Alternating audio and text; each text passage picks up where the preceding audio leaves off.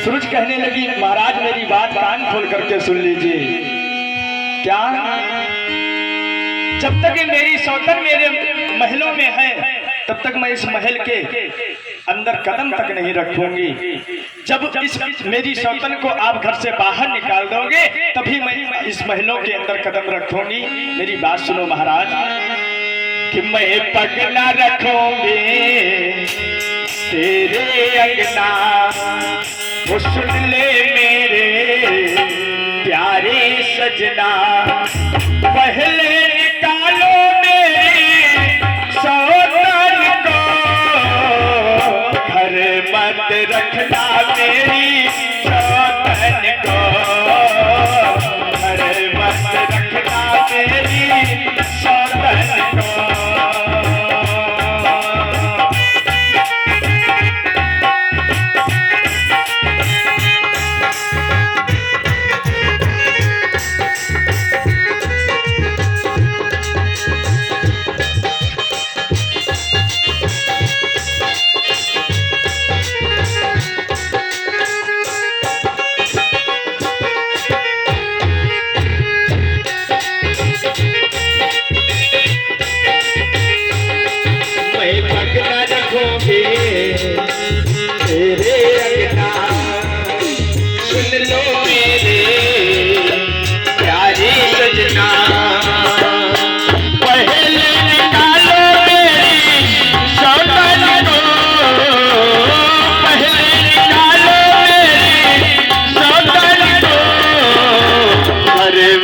रखना मेरी सौतन को, घर मत रखना मेरी सौतन को, घर मत रखना मेरी सौतन को, घर मत रखना मेरी सौतन को। महाराज मेरा प्रवेश महलों में तभी होगा जब मेरी सौतन को आप घर से बाहर निकाल लोगे। महाराज उत्तानपाद कहने लगे, देवी ये क्या बोल रही हो? आखिर ये कहाँ जाएंगी? इसका स्थान कहाँ होगा? ये कहाँ इधर उधर भटकेगी? महारानी बोलती है, सुनो महाराज, महारानी को निकाल करके खेतों में एक झोपड़ी बनवाओ, झोपड़ी में ही इनको भेज दो, क्योंकि जब तक ये महलों में रहेंगी मैं यहाँ नहीं रह सकती हूँ। बताया जाता है महाराज उत्तानपाद महारानी की बात मानते हैं और मैया सुनीति की एक सुंदर झोपड़ी बनवाई गई खेतों में। सूरज कहती है, सुनो महाराज, वहां पर एक चक्की रखवा दो और एक जो रोज जाएंगे उसी को पीस पीस करके खाया करेंगी और खेतों में चिड़िया और कौओं को भगाया करेंगी, खेतों की रक्षा करेंगे।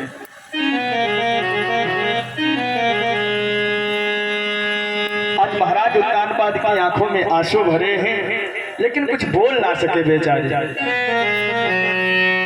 मन में विचार करते हैं, महारानी मैंने बहुत समझाया था लेकिन आपने मेरी बात नहीं मानी, उसी का परिणाम आपको भोगना पड़ रहा है। अब मैं क्या करूं? आज मैया सुनीति आती है, हाथ जोड़ करके महाराज के सामने खड़ी है और कहती है, प्रभु अब मैं जा रही हूं, अपना ध्यान रखना। आज मैया सुनीति महारानी के सामने पहुंची और कहती हैं, बहना मैं जब तक रही मुझसे जो हो सका मैंने महाराज की सेवा की। एक बात हमेशा याद रखना, मेरे महाराज को कभी कोई कष्ट मत देना। और रही बात मेरी, तो मैं आपसे वादा करती हूँ क्या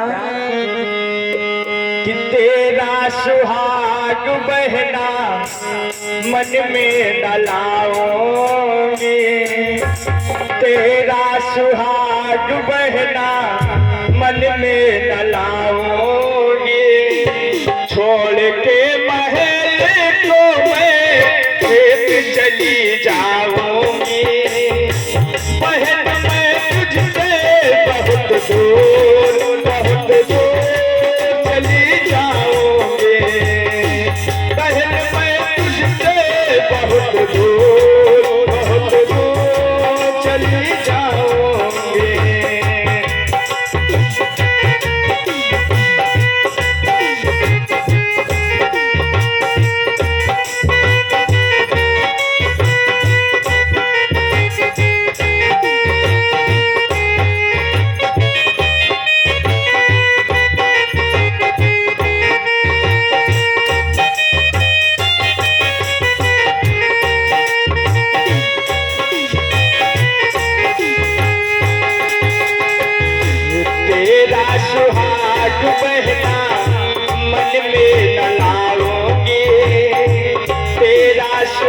आग बहना मन में न लाऊंगी, छोड़ के महल को मैं खेत चली जाऊंगी।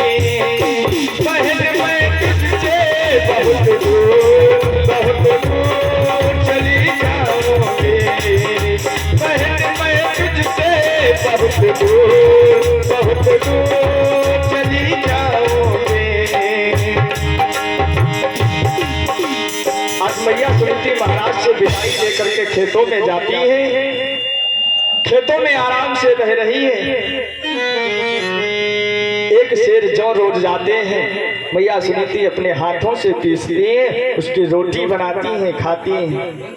जरा विचार करो, जो महलों में रहती हो महारानी, मखमली गद्दे पर सोती हो, फिर उसको घास फूस के बिस्तर पर सोना पड़ जाए, झोपड़ी में रहना पड़ जाए, क्या वो आसानी से रह सकेगी? लेकिन अपनी पति की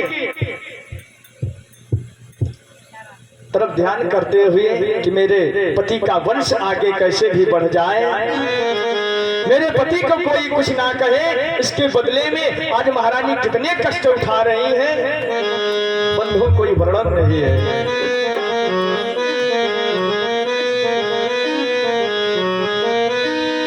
एक दिन की बात है, धीरे धीरे समय बीतता गया, समय बीतता गया धीरे धीरे। इधर महारानी सूरज जो है महलों के अंदर गई, महारानी सूरज का राज्य चलने लग गया। जो बात कहती है महाराज को माननी पड़ती है। पहले क्या होता था, पहले की जो महारानी थी, महाराज जो कहते थे महारानी मानते थे, लेकिन अब उल्टा हो चुका है। महाराज खुद बेचारे महारानी के सामने झुकना पड़ता है, ना माने तो क्या करें। महारानी ने बहुत सख्त आदेश दिया है, महारानी के हिसाब से राज्य चल रहे हैं। महारानी को महाराज से कोई मतलब नहीं है। महाराज चाहे जितने टाइम घर में आवे, चाहे जहां जाए, चाहे जो कुछ करे, कोई मतलब नहीं है। भोजन बनता है, दास दासियों से मंगवा करके खा लेते हैं, महाराज खाएं या भूखे पड़े रहे, कोई मतलब नहीं है। एक दिन की बात है, महाराज गए थे शिकार खेलने के लिए। शिकार खेलते खेलते उनको थोड़ा देर हो गई, लौट करके आए तो महलों का गेट बंद हो गया था। तब तक उनको याद आ गई कि इतने दिन बीत चुके हैं, महलों का गेट बंद है, चलो कोई बात नहीं है, देखा जाएगा। इतने दिन बीत चुके हैं, मैंने बड़ी महारानी का मुख नहीं देखा है, मिले तक नहीं है। अरे न जाने कैसी हालत में वो रह रही होगी। महाराज को अचानक जब याद आई तो कहा चलो ठीक है, आज रात देखते चलते हैं कि आखिर महारानी कैसे रह रही। बड़ी महारानी से मिलते हैं। बंधुओं, महाराज उत्तानपाद ने इतना विचार किया और अपने घोड़े को घुमाया, जाकर के झोपड़ी के पास में अपने घोड़े को रोकते हैं। और जैसे घोड़े के नीचे उतरे महाराज उत्तानपाद,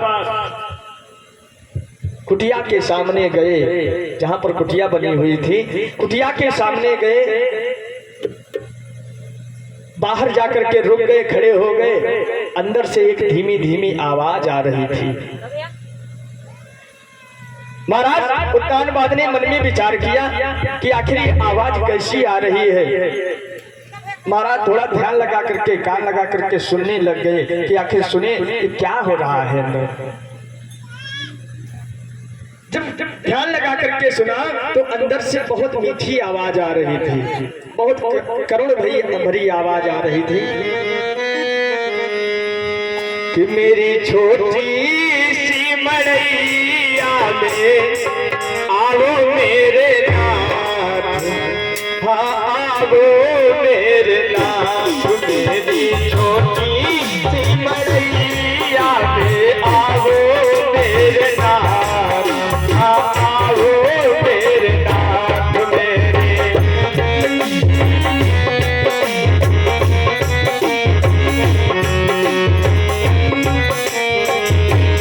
मेरी छोटी सी मड़ैया में आओ मेरे नाथ, आओ मेरे नाथ, मेरे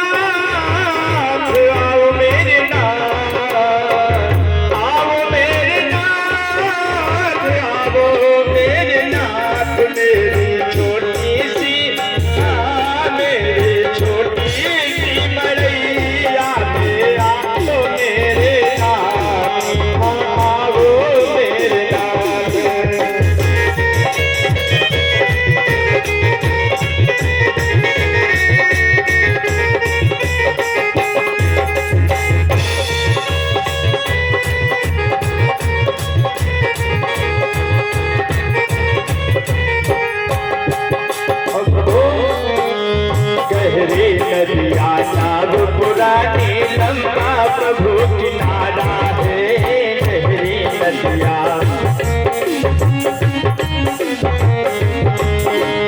गहरी नदिया नाव पुरानी लंबा प्रभु किनारा है। आ जाओ इस मन मंदिर में तेरा एक सहारा है, जाओ इस मन मंदिर में तेरा एक सहारा।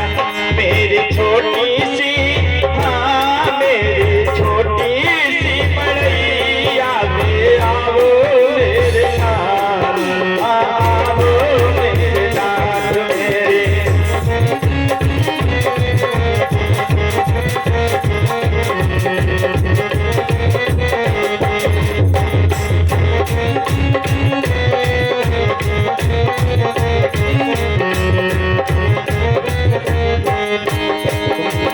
छोटी सी मड़ैया में आओ मेरे नाथ, आओ मेरे नाथ मेरी छोटी सी मड़ैया में आओ मेरे नाथ, आओ मेरे नाथ। आज मैया समिति